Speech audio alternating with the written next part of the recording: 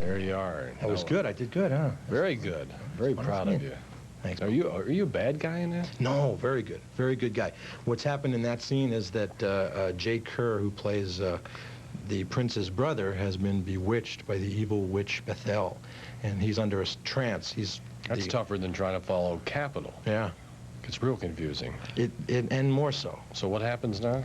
So I have to go rescue him and then get him out of the spell, and so the people in the bar have always been losing to him because he's a great gambler, and now that he's under this spell, he doesn't care about losing. Is this like an epic series? Sure. Isn't that fun? Yeah, it's fun. As an actor? Yeah, it is fun. It's period stuff, and it's just fun. Get out and horseback riding. Oh, you ride horses and everything? Horses and sword play and all that stuff that I'd never done before. They must have to get you a big horse. There's a big horse there, yeah. Because you're a big guy. Big guy. And does that get you typecast in a lot of ways? Yeah, it does sometimes. Sometimes I have to play through that. Sometimes it works for me, and a lot of times it works against me. Because I think it makes a statement immediately, and if they don't particularly want to make that statement, then... But as Deborah mentioned when she introduced you, you were in a couple shows where you were playing serious roles. Yeah, I've pretty much done an even split between comedy and drama. I like both a lot. So. Was there a time in your career when you said to the people in charge of your career, look, I don't want to do any more comedy, I got a whole other side to me?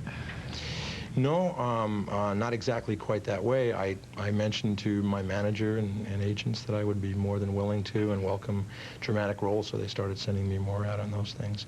And I like dramatic roles.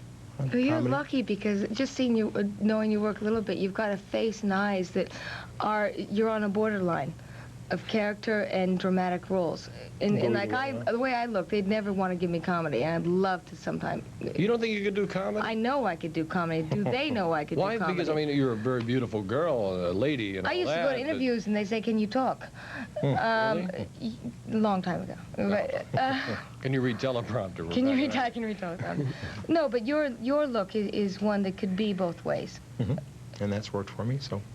I think that's super. You were in 1941, the Steven Spielberg real small film. part in that, and it's one of these wonderful Hollywood stories. I was hired to work for one day, one line, and in the middle of the scene I was doing, Mr. Spielberg took a liking to me and said, what are you doing for the next few weeks? And I shivered and said nothing, and the next day he signed me to a 10-week contract, which became a 28-week contract.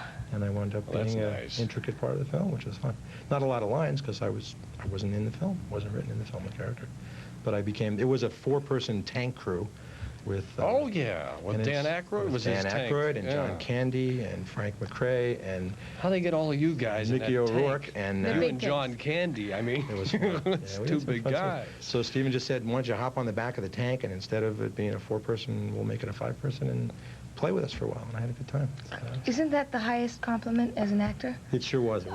Congratulations, because to be given more than what was written for you is a compliment. That means you give more than they ever thought you could. Yeah, thank you. Well, we got to take a break and come back with Wall of Voodoo. Thank you, Walter, for seeing us. Fun, huh? Okay, hey. I do all right? All right. You did great. Okay, say goodbye. Thank you. Deborah, thank you. I have more questions for you. Oh, good. We can do that We'll while go to we're in DCAP in commercial Capitol break. Office. We'll be back with 2 members of the rock group Wall of Voodoo.